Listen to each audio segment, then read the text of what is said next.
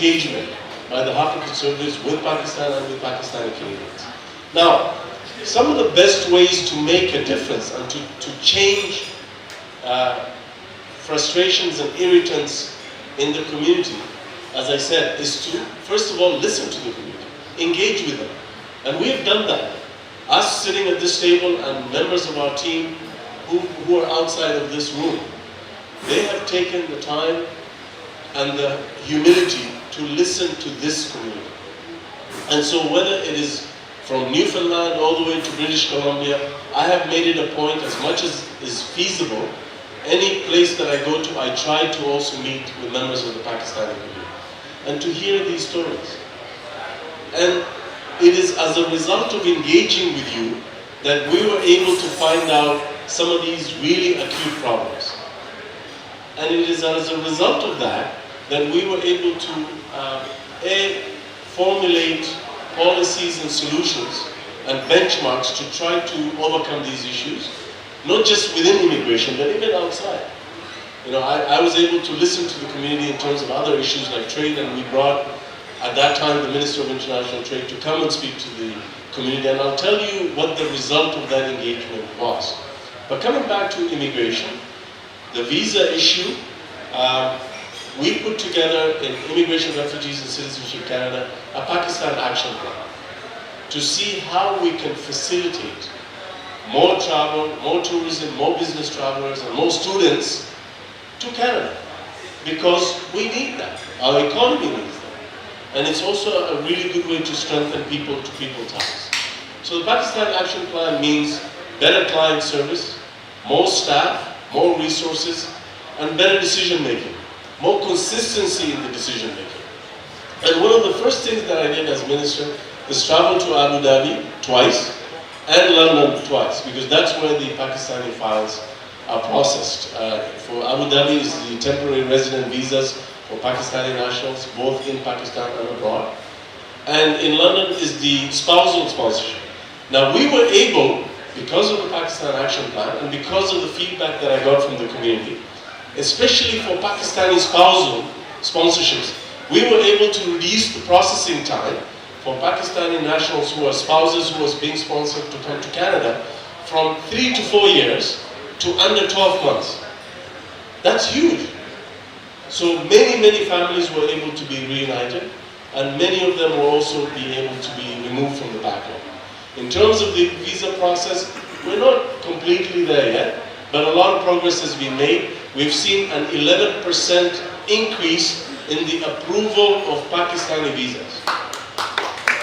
So I can confirm that to you. And the same goes for students. 11% increase in the approval rate for Pakistani nationals who want to come and study in Canada. At a time when there has also been an increase in asylum claims and other immigration violations by Pakistani nationals, as is in the region. So this is not just, we've seen an increase in asylum claims by foreign nationals. That's a fact. Having said that, for low-risk travelers, for people who are genuinely coming to study and visit, we have facilitated. And you can see the approval rates. One of the ways we've been able to do that is to coordinate decision-making between Abu Dhabi and Warsaw, which has some of the files, and to make sure that there is consistency in decision-making on Pakistani nationals and their applications between different visa officers and between different visa offices. And when there is a discrepancy that cannot be justified, we bring in senior management program officers to train those officers to do a better job. And in cases, there was one case that made the media where one officer actually went beyond what is acceptable and had a very culturally insensitive letter to a client. That officer had to be retrained and dealt with, because we have to aim for better client service. In terms of Pakistan adoptions, I have heard from many members of the community who wanted to adopt children from Pakistan. Their stories are very moving. And remember, it was the Harper Service who put it in place. I asked my team and my ministry to do something about that. They moved on that point. But we also need Pakistan as a country to officially send us a signal that they're also ready to once again reopen the Pakistan adoption issue, and we're waiting for them to give us that signal. We have done what we can on our side. Thank you very kindly. And as you said that, and this is one thing what I have learned in my life. I remember there was a time, Honorable Jason Canny, he used to come to our office and he was very good in numbers. But I see what I see, and Honorable Minister, I definitely count on you. There is a travel advisory. You have never traveled to Pakistan. Student visa, when I compare our students as compared to Indian students, I see tremendous difference. So many students from Indian side come, and then if I compare from the Pakistani, I see tremendous difference. What would you say about that? So, a couple of things I want to say about this, which is a very good point, which again is another sign of progress. So, before we took office, under the Harper Conservatives, a Pakistani national applying for a visa would have to wait 44 or 45 days for the process. It is now down to 22 days. And we want to bring it even lower. So hopefully we will bring it lower to the global standard. So again, that's progress. Are we at 14 days? No. But 22 days is better than 44 days. And we're getting there, right? Secondly, on students, towards the end of last year, we announced a new initiative for a test pilot program called the Student Direct Stream, which allows, it's an optional program, it allows students who are financially able to deposit some money in a financial institution affiliated with the Government of Canada, and through that, get access to an expedited service, because it shows that they're able to support themselves when they come to Canada. At the launch of the Student Direct Stream, the 4 countries that were ready and able to move forward with that were India, China, Philippines, and Vietnam.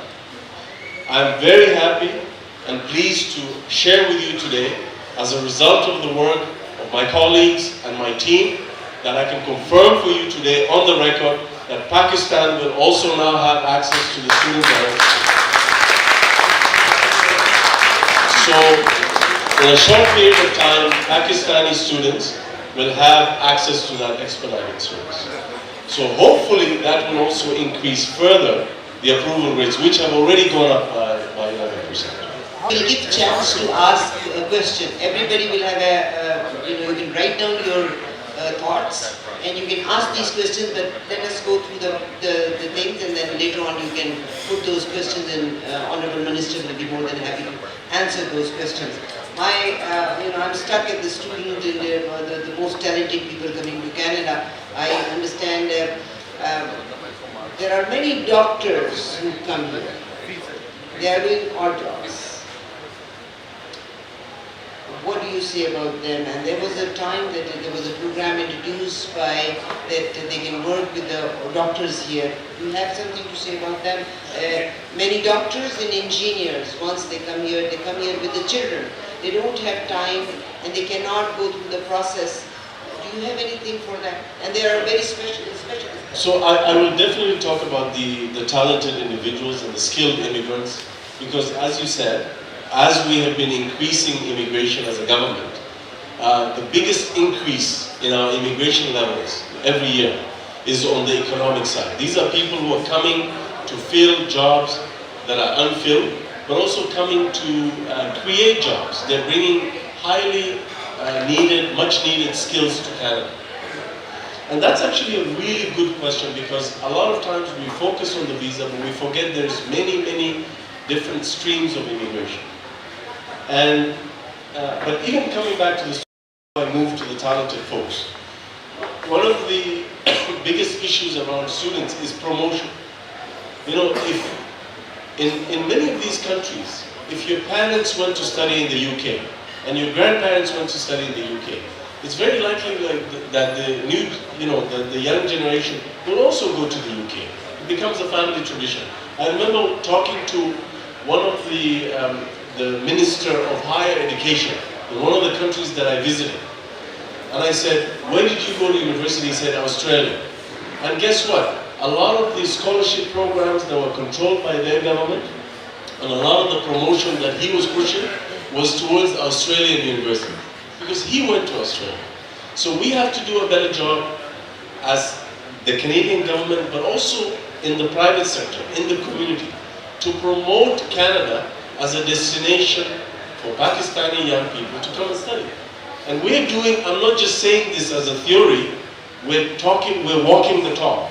So I have taken action to beef up our presence of visa officers and communications officers and other outreach people, senior people in Islamabad with my ministry budget to promote, to go to the schools, to answer questions, to promote, because there is a number of feeder schools that are very good quality in Pakistan. But a lot of those students are being fed into UK and Australian and United States universities and colleges. So I have made it a point to proactively increase the staff so that they can go and do the outreach. Before these students even think of coming to Canada, to go out into these cities, these major institutions in Pakistan, and promote Canada and our institutions, but also answer the questions. Show them how to put together a complete application. Show them how to put together a comprehensive application. Show them what a visa officer is looking for in terms of promoting Canada, but more importantly, also show them what are the avenues available to them once they study in Canada. So that's the first point. And I think that's, again, that came from my engagement with the community, because they told me about the number of very high quality schools that are producing really smart young people that are not coming to Canada. Not because they cannot apply or that they cannot be accepted, but Canada doesn't even occur to them. So we have a job to do to promote and engage them and say, have you thought about UFT? Have you thought about York University? Have you thought about McMaster and McGill, right? On the issue of the professionals, again, going back to the immigration system, there are so many different high value, highly skilled immigration streams that we have introduced that did not exist with the Harper Conservatives, that myself and our colleagues fought for and put together, that are benefiting so many talented people around the world to come to Canada. And some of those people include Pakistani nationals. If you go to my Twitter feed, you will see a story that I've shared of an amazing senior software engineer by the name of Hafsa Imran. And you know, everybody told her, it's very hard, they won't accept you, they won't accept your visa and so on. But there's a long interview that she does with the article that I posted. Read that article.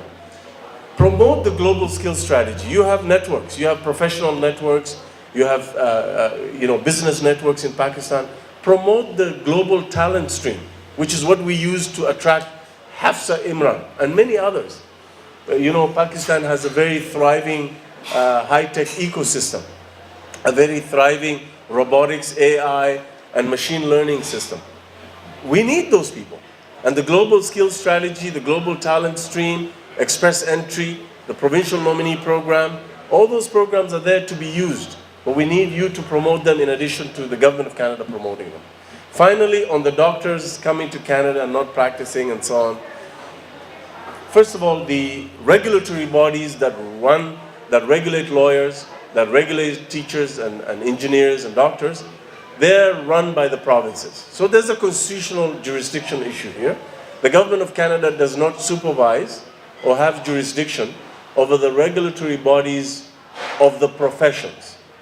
But there are still things we can do to help people with other softer obstacles, more invisible obstacles, because even in the professional bodies that have made it easier for people to have a more clear pathway towards licensing, we find that professional newcomers are not taking those opportunities because maybe the exam is too expensive. Maybe you're asking them to stop working and study for 8 months to become a doctor or a nurse. They can't afford to do it. So under Budget 2017, under the leadership of Prime Minister Justin Trudeau, we introduced a comprehensive strategy called the Targeted Employment Strategy for Newcomers. This strategy starts even before these people come to Canada. So if we have identified you through our immigration system to recruit you as an engineer to come to Canada and settle in Ontario, before you even leave Pakistan, we will connect with you to tell you how to start your licensing process to become an engineer in Ontario before you leave Pakistan, so that you can hit the ground running. We're doing that now. That's making a big difference.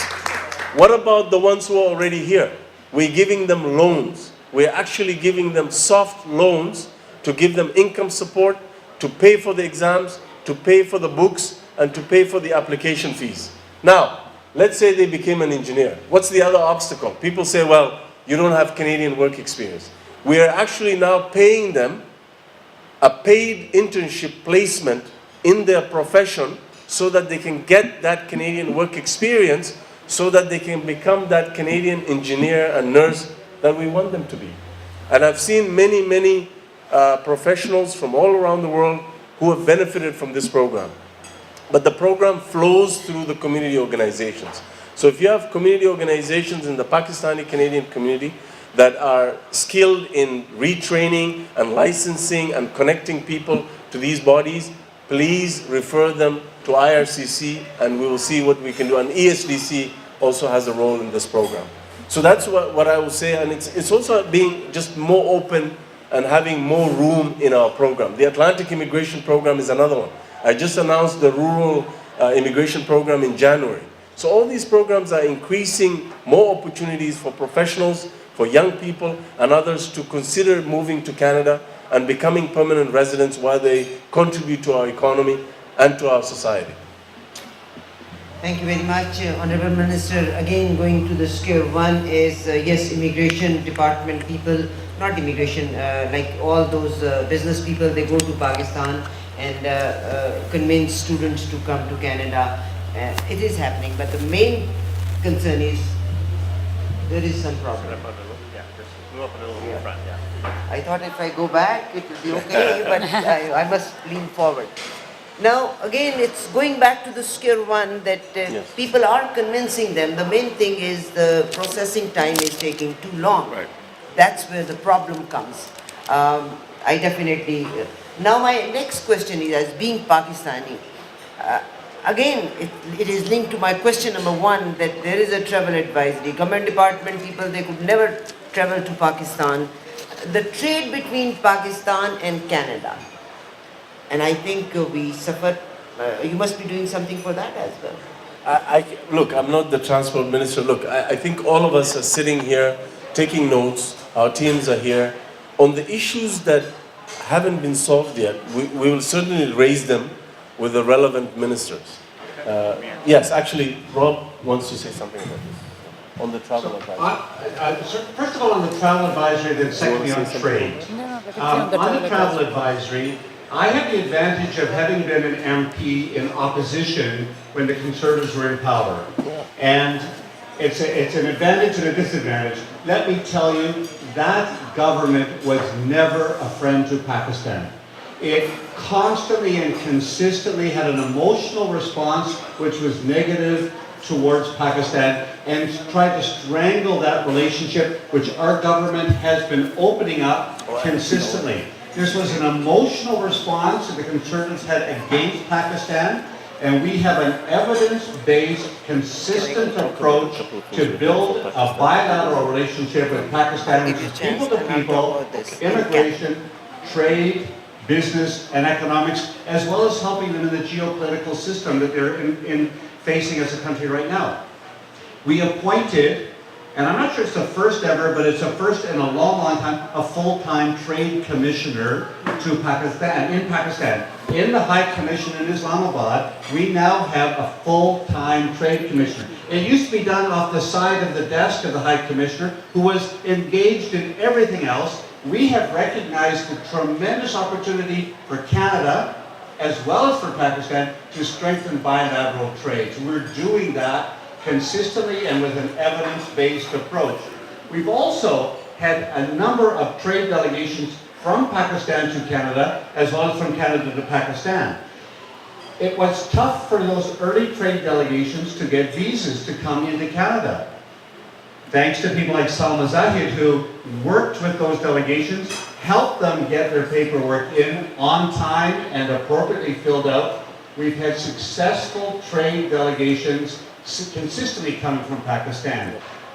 This is not a simple emotional response to say, oh, we like Pakistan. Of course we like Pakistan. It's an evidence-based approach that says Canada and Pakistan will do better if we work together. And we are doing that day by day, whether it's in global affairs, international trade, international development, immigration, refugees, and citizenship.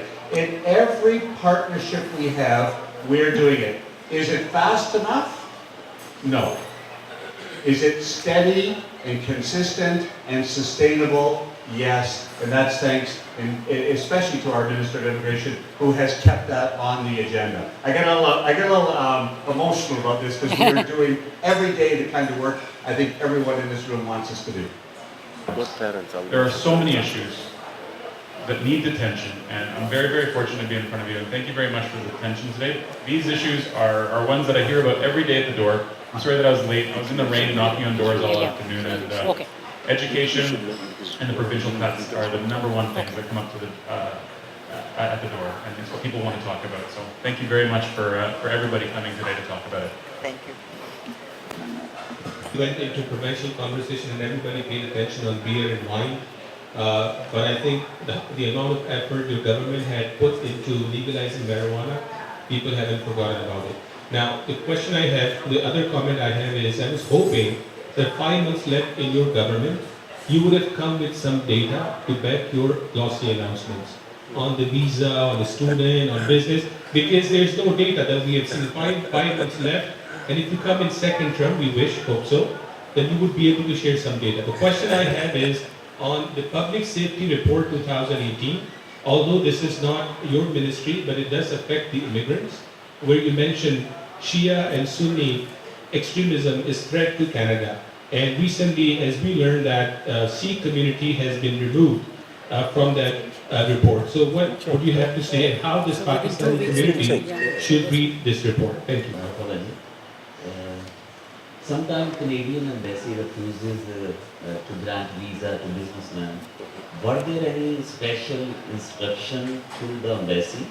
And another quick question, are there still same visa desk for Afghani and Pakistani students? When you talk about, sir, first of all, you're a journalist.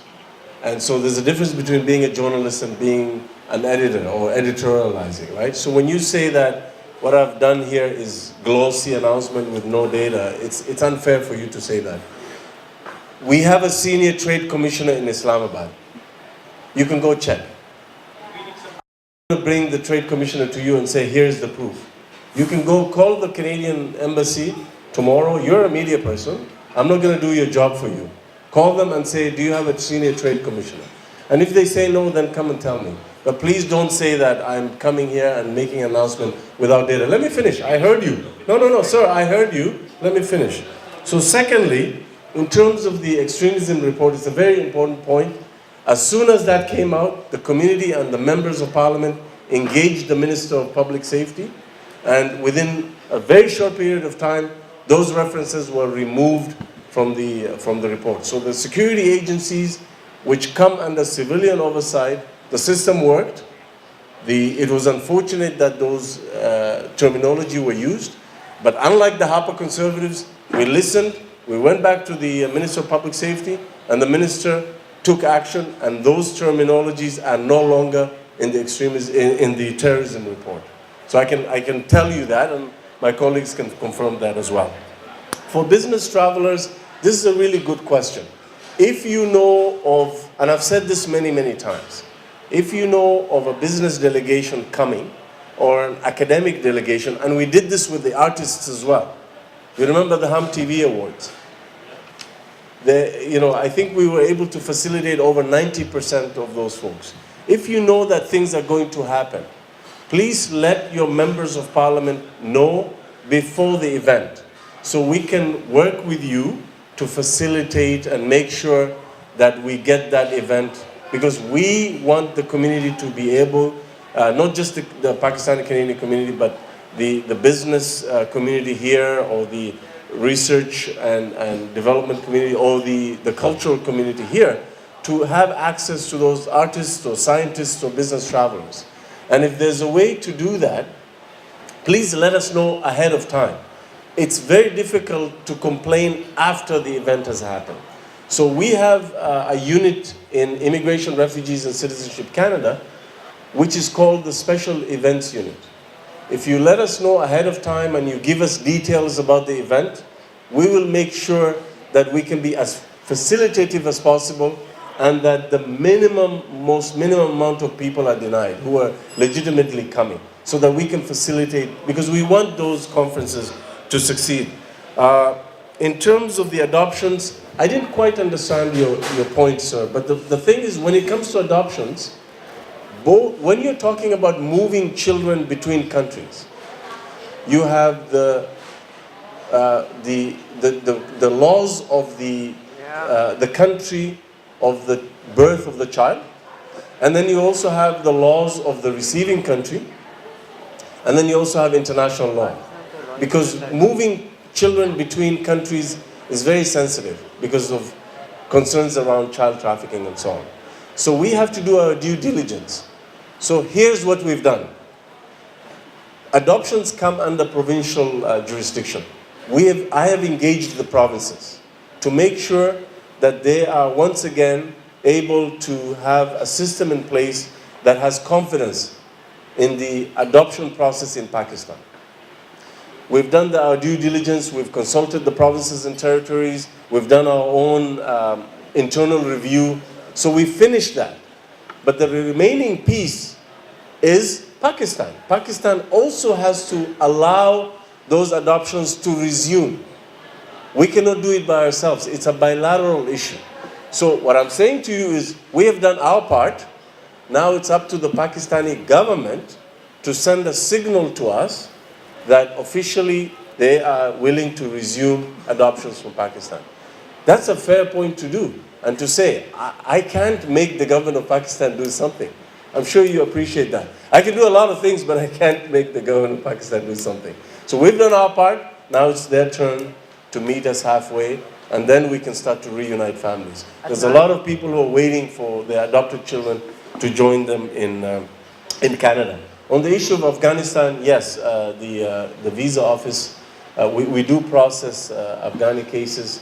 I don't know what the breakdown is. Some go through India and some go through Islamabad. And the presence in Islamabad is being beefed up. And you know, we've moved towards multiple visa office processing, because at the end of the day, what matters to the client is fast processing, not where the visa officer is. And in order to get the cultural sensitivity, we actually have people moving around so that we can share knowledge. So that if you spend 3 years in Islamabad, you will be, made sure that you have contact with the Abu Dhabi office or London or Warsaw, so that you can share that information. And I spoke earlier about the tendency to make sure that we have consistency in decision making. So we are regularly comparing the decisions being made in Abu Dhabi to the decisions being made in Warsaw and London and Islamabad, to make sure that those decisions are consistent. And if there's a gap, we address it. Assure everyone that the commitment to include Pakistan in the student direct stream, to help international students to be included in those countries, is real, it's firm. The implementation for all the original 4 countries that we started with, which is India, Philippines, China, and Vietnam, the implementation was supposed to come before the end of the year. What I am saying is that Pakistan will be part of that whole same implementation timeline. So subject to finding the right arrangement with the right financial institution, once that's set and the logistics are figured out, we will proceed. So at the very latest, we don't expect this to be, it'll be probably much earlier than the end of this year. So again, you're hearing it here. Two things. One, we will have student direct stream available, not just for Pakistan, but for Pakistani nationals anywhere. Number one. Number two, this will follow the same timeline as the original SDS announcement, which is before the end of this year. There you go. Thank you. I thank Adnan Bashir and Tasneem. Thank you very much for providing this opportunity. I believe in engaging yourself. I request everybody meet people, communicate with them, and just compare apple to apple. What is good for us? Thank you, Honorable Minister Ahmed Hussen, Adnan Bashir. I thank you very much. Tasneem, I thank you very much.